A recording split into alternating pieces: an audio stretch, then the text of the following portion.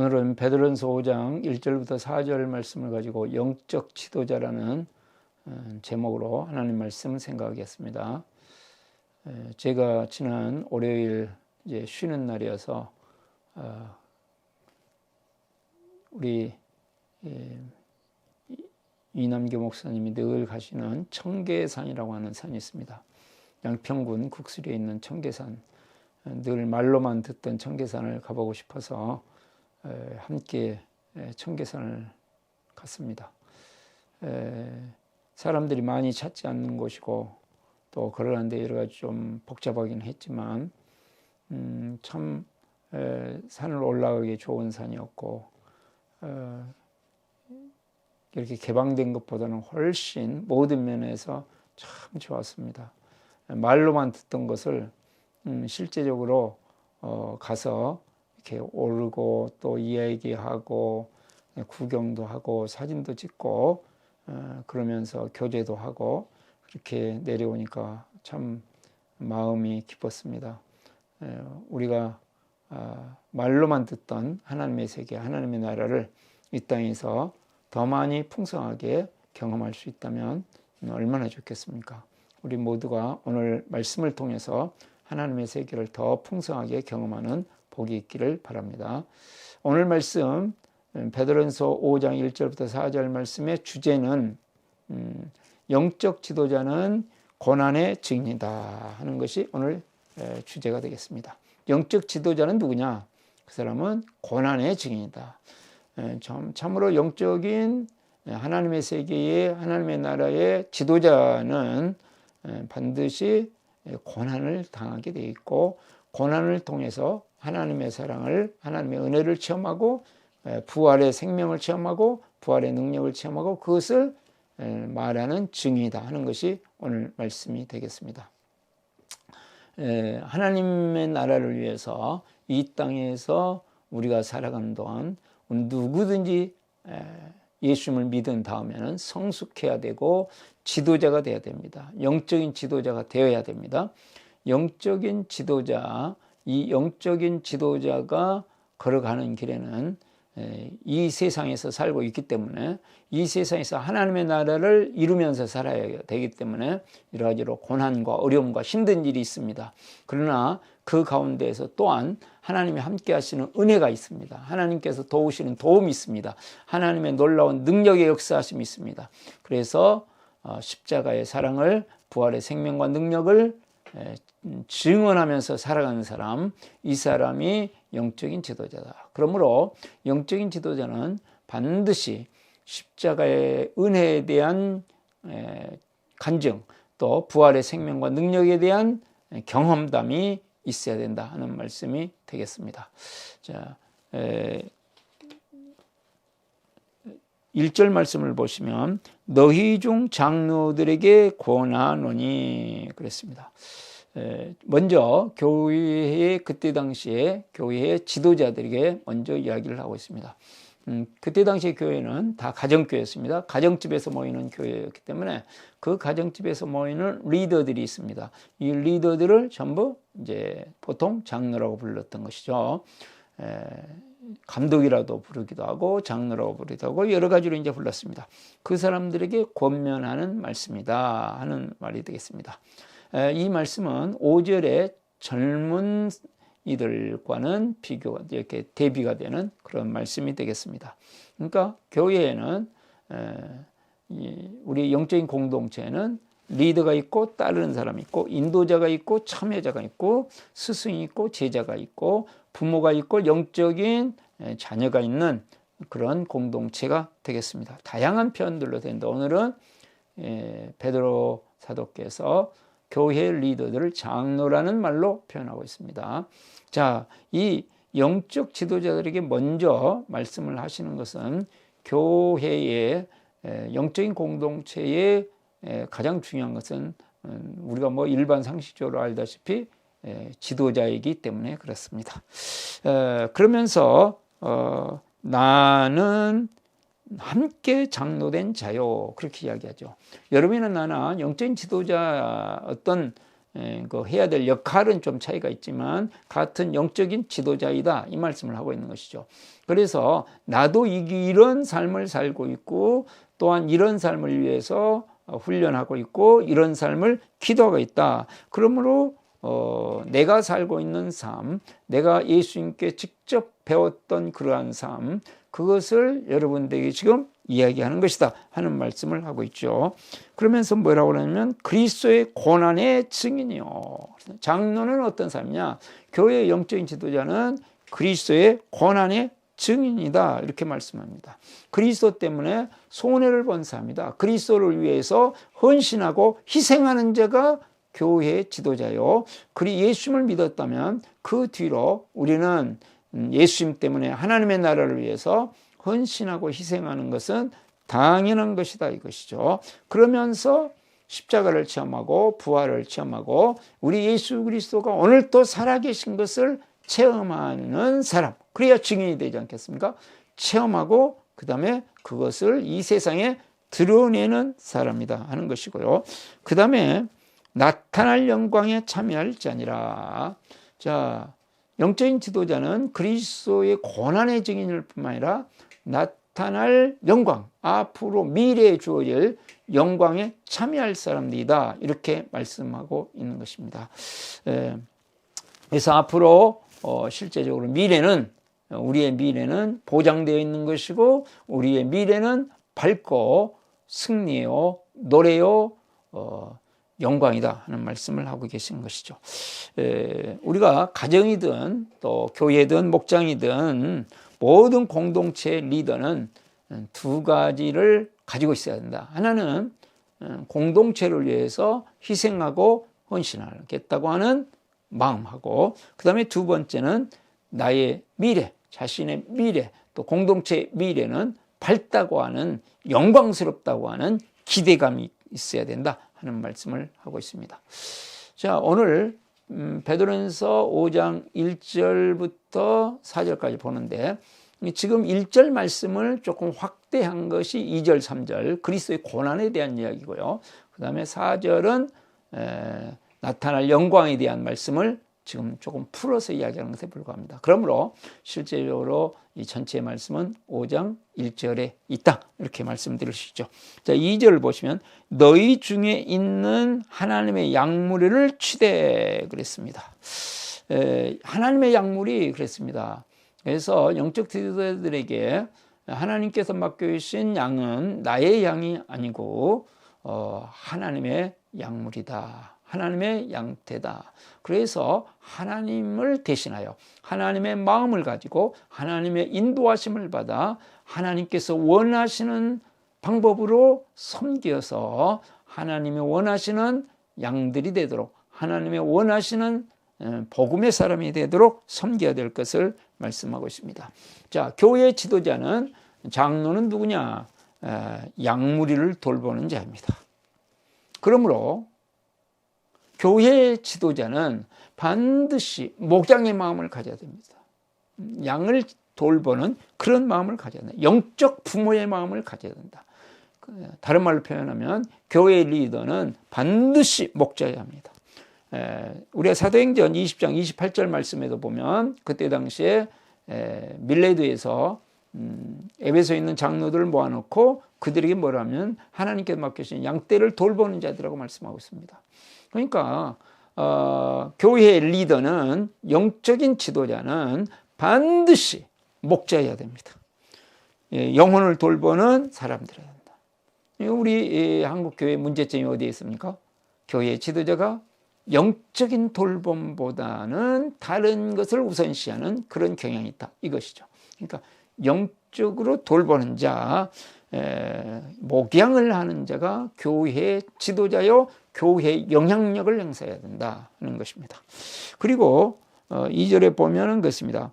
양무리를 치되 억지로 하지 말고 그 양무리를 목양하는데 어떻게 하냐면 억지로 하지 말아라. 어쩔 수 없어서 하지 말고 하나님의 뜻을 따라 자원함을 하라. 하나님의 뜻을 따라서 하나님의 인도하심을 받아서 성령의 인도하심을 받아서 하나님의 마음을 가지고 하나님의 지혜를 가지고 하나님이 주신 능력을 가지고 그 다음에 기쁨으로 자원함으로 자기가 성령 인도하심을 해서 자기가 원하여 하도록 하라. 그 다음에 더러운 이익을 위하여 하지 말고 있습니다. 자, 더러운 이익, 여기 더럽다, 썩었다 이런 것들은 다 세상적인 것을 이야기합니다. 그러니까 세상적인 이익, 자기의 어떤 세상적인 이익을 위해서 자기 만족, 자기 명예 또는 자기 세력의 확대 그런 것을 위해서 일하지 말고 기꺼이 하며 기쁜 마음으로 하라. 기꺼이라는 말씀은 기쁜 마음으로 특권으로 여기고 아무나 할 수 있는 것이 아니고 이것이야말로 놀랍고 영광스러운 것이다. 하나님께서 주신 특권이다. 그리고 이것은 복이다 하는 마음을 가지고 하라고 말씀하고 있습니다. 자, 그 다음에 3절 말씀을 보겠습니다. 맡은 자들에게 주장하는 자세를 하지 말고, 지금 계속 뭘 하지 말고 이렇게 하라, 뭘 하지 말고 이렇게 하라 이렇게 말씀하고 있죠. 주장한단 말은 지배하려고 하지 말고 어떻게 하라는 말씀하신 거 있습니까? 약물의 본이 되라, 보여줘라. 삶으로 실제적인 것을 보여줘라. 이론만 말하고 지배하려고 하지 말고 이론만 가지고 따지지 말고 그 다음에 실제적으로 보여줘라 하는 것이 되겠습니다. 우리가 이론으로만 말로만 때우는 것은요 쉽습니다. 그렇지만 실제적으로 보여주기는 쉬운 일이 아닙니다. 그래서 어렵다는 것입니다. 고난, 그리스도의 고난에 동참하는 것이고 그렇게 하는 모습을 보여줘야 된다 하는 말씀이죠. 자, 4절 그리하면 그렇게 할 때에 그 결과로 그 뿌려는 씨앗으로 말미암아서 목자장이 나타나실 때에 시들지 않는 영광의 간을 얻으리라 했습니다. 시들지 않는다. 그것은 시든다. 이 세상적인 것은 있다가 없어질 일시적인 것들을 다 시들어 버리는 것이다 하고 말씀하고 있죠. 우리 베드로전서 1장 24절 25절 이 세상의 영광이라고 하는 것들은 육체의 영광이라고 하는 것들은 풀이 꽃과 같다. 그러나 하나님 말씀으로 하는 것이 영원하다. 복음이 영원하다. 그런 말씀을 했듯이 똑같습니다. 세상의 영광은 시들어 버리는 것이다. 그런데 목자장이 나타나실 때에 목자의 목자가 되시는, 그러니까 예수님을 지금 목자장이라고 표현하고 있습니다. 그러므로 우리가 예수님을 닮았다. 목자장을 닮았다. 그러니까 목자, 제대로 된 목자가 됐다 이거 아니겠어요? 그 사람은 하나님의 영광을 받는다. 그래서 하나님의 영광을 기대하면서 준비하는 삶이 목자의 삶이고 이 목자의 삶이 참으로 성숙한 그리스도인의 삶이 되어진다 하는 말씀을 우리가 알 수 있습니다. 자, 그러면 우리가 그리스도를 따라서 정말 하나님의 뜻을 따라서 시들지 아니하는 이 영광의 관, 또 하나님의 이 영광을 얻기 위해서 어떻게 살아야 될 것인가 하는 말씀이 되겠습니다. 두 가지로 살펴보면 첫 번째로 영원한 투자자가 됩니다. 영원한 투자자가 됩니다. 우리가 이 세상의 모든 것들은 투자를 해야 거두고 있습니다. 심는 대로 거두게 되어 있습니다. 그리스도의 고난의 증인이다. 고난의 증인, 증인으로 살아야 된다는 거죠. 증인으로 살아야 돼. 증인으로 살 때에 고난이 따라오고 그 고난을 손해본 것, 증인으로 삶을 산 것, 그것이 하나님 앞에 섰을 때에 영광이 됩니다. 그래서 내가 손해본 것이 있어야 된다 그런 말씀이죠.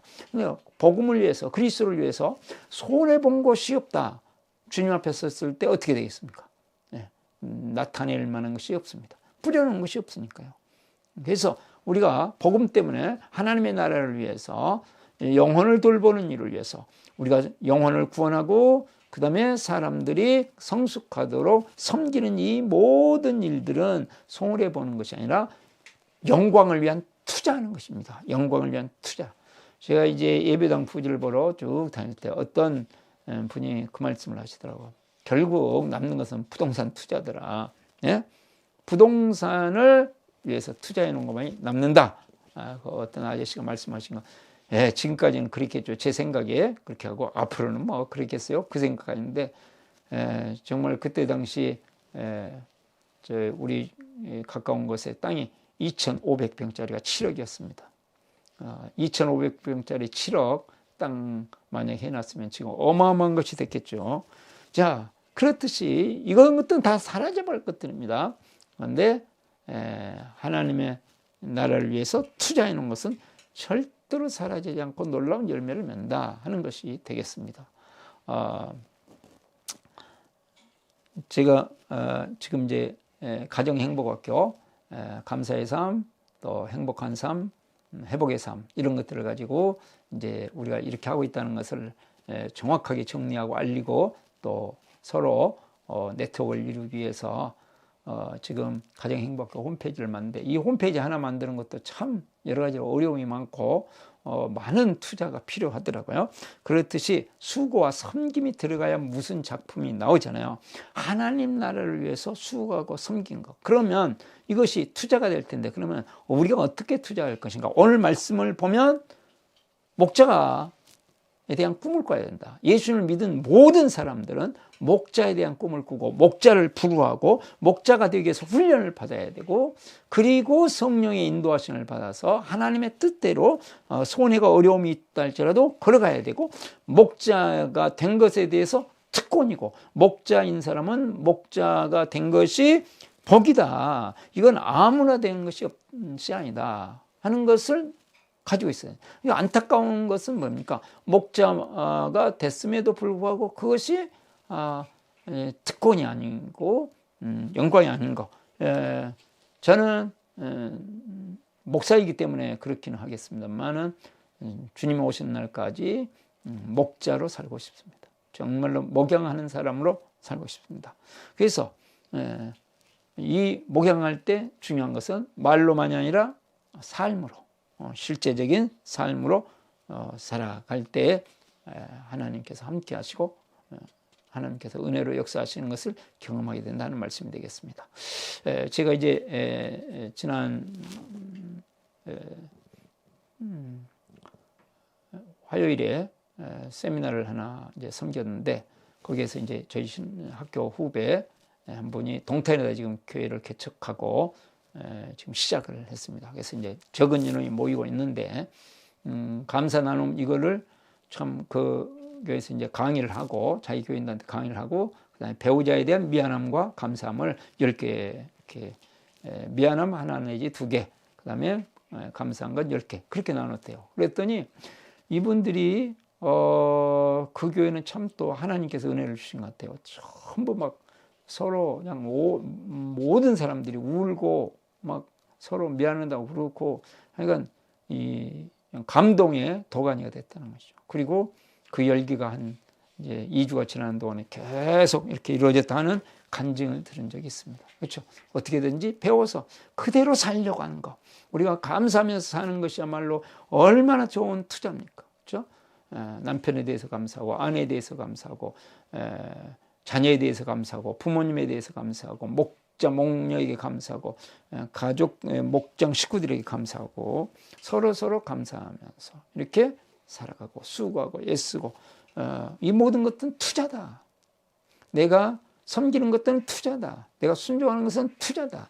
이렇게 살아갈 때 하나님께서 이 땅에서도 은혜를 주시고 놀라운 주님 앞에서 날 영광을 받을 것을 믿습니다. 두 번째로 영광의 날을 기대합니다. 우리 4절에 있는 말씀처럼 그리하면 목자장이 나타나실 때 시들지 않은 영광의 관을 얻으리라 그랬습니다. 우리 베드로전서 전체적으로 계속하는 말씀이죠. 고난과 영광이다. 그리스도인으로서 이 세상을 이기고 이 세상에 하나님의 나라를 이루면서 살아갈 수 있는 길은 하나는 고난, 하나는 영광에 대한 기대감. 이 두 가지가 있습니다. 고난을 감수하는 것과 영광에 대한 기대감이 있어야 우리는 살아가는데 여기서 이 영광은 시들지 않는 영광이다.